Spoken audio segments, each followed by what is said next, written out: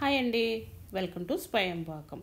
ఈరోజు రెసిపీ వచ్చేసి సగ్గుబియ్యంతో జావ అండి. ఇది వేసవికాలంలోని శరీరానికి చలువ చేస్తుందండి. దీని ప్రాసెస్ విధానం చూపిస్తాను. నేను ఇక్కడ చిన్న సైజు సగ్గుబియ్యం ఒక అరకప్పు తీసుకున్నానండి. పెద్ద సైజు అయినా తీసుకోవచ్చు. ఒక గిన్నెలో వేసుకొని 1-2 సార్లు బాగా క్లీన్ చేసుకోవాలండి.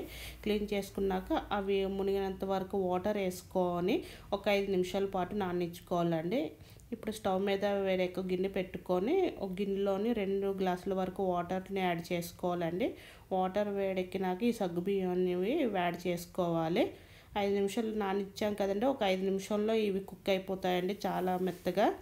5 నిమిషాల తర్వాత ఈ వాటర్లో సగ్గుబియ్యం అనేవి యాడ్ చేసినాక ఇవి కంటిన్యూస్గా కలుపుతూ ఉండాలండి, లేకపోతే ఇవి అడుగు అంటుకుంటాయి.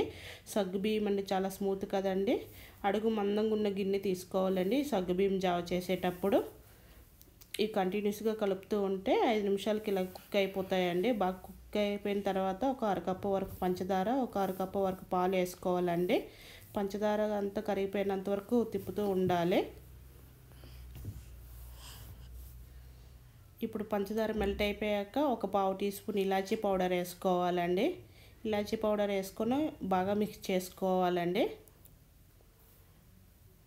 ఇప్పుడు స్టవ్ ఆఫ్ చేసే ముందు ఇన్స్టెంట్ మిక్స్ బాదం పౌడర్ ఉంటుంది కదండి, అది ఏ బ్రాండ్దైనా పర్లేదు. ఒక పావు కప్పు వరకు తీసుకొని ఈ పౌడర్ని ఇందులో సగ్గుబియ్యం జావలో యాడ్ చేసుకోవాలండి. యాడ్ చేసుకోవడం వల్ల రుచి చాలా బాగుంటుందండి.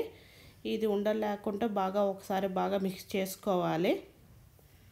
ఇదిగోండి, ఇప్పుడు స్టవ్ ఆఫ్ చేసుకోవాలండి. స్టవ్ ఆఫ్ చేసుకొని స్టవ్ మీద ఒక ఫ్రై పాన్ పెట్టుకోవాలండి. అందులోనే ఒక టేబుల్ స్పూన్ వరకు నెయ్యిని యాడ్ చేసుకోవాలి. నెయ్యి వేడెక్కినాక ఒక టేబుల్ స్పూన్ కాజు, ఒక 5-6 బాదంని ఇలా చిన్న ముక్కలుగా కట్ చేసుకొని గోల్డెన్ బ్రౌన్ వచ్చినంత వరకు ఫ్రై చేసుకోవాలండి. ఈ విధంగా కలర్ చేంజ్ అయితే సరిపోతుంది.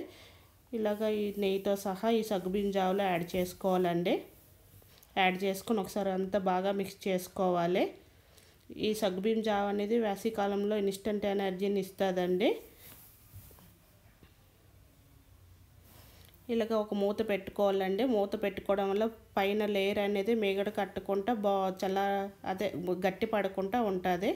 సర్వ్ చేసే ముందు ఇక డ్రై నట్స్తోని కాజు, బాదం, పిస్తాతోని సర్వ్ చేసుకొని ఇస్తే చాలా బాగుంటుందండి.